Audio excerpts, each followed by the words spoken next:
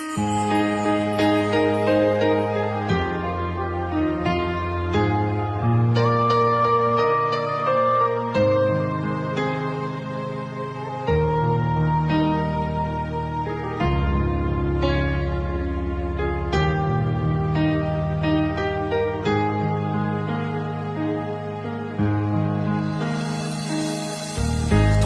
งเดิมนี่พวกต้มสีอันเพียงคันนี่แม่นดอกพีขีนี้ต้องมาช่างรันพี่กระเบินเต้านี่ท้องงากาสึกจันเละลับเพลงกระสาช่างวันนี้ค่ะรีพี่เดียมนางพวนพี่กระเอาตาโนเอารักวางเล่แต่ทุกเต้ามีเกี่ยวกันจะมาเดินจวกทุกข้าทุนจุยดาวจูในวังมีกล้วยเล่นงานเล่นสิ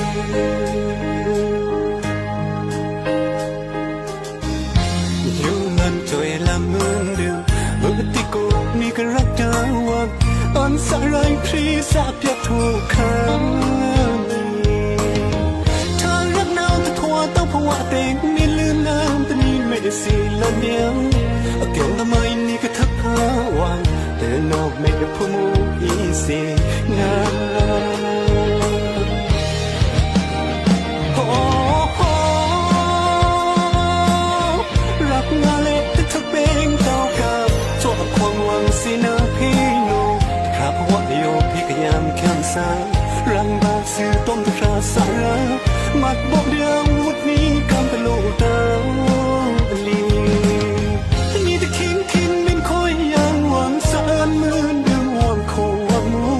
รู้สาสุดนี่ก็รักดาววังต้องไม่ที่นึกมันสุดขันโยมโน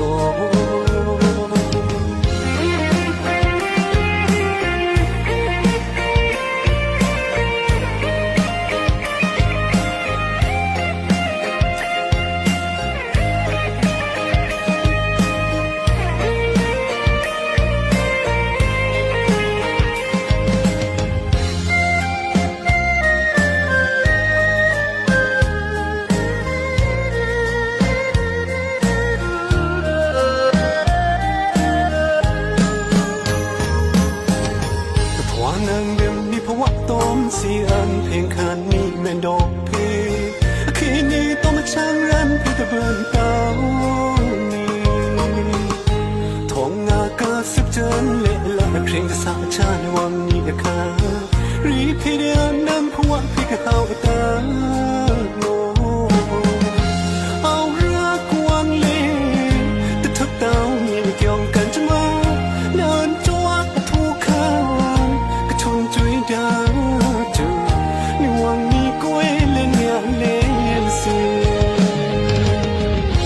อยู่ลันจอยละมือเดิมเมื่อติโกนี่ก็รักดาวังอันสลายพรีสาบยักทุกครั้ง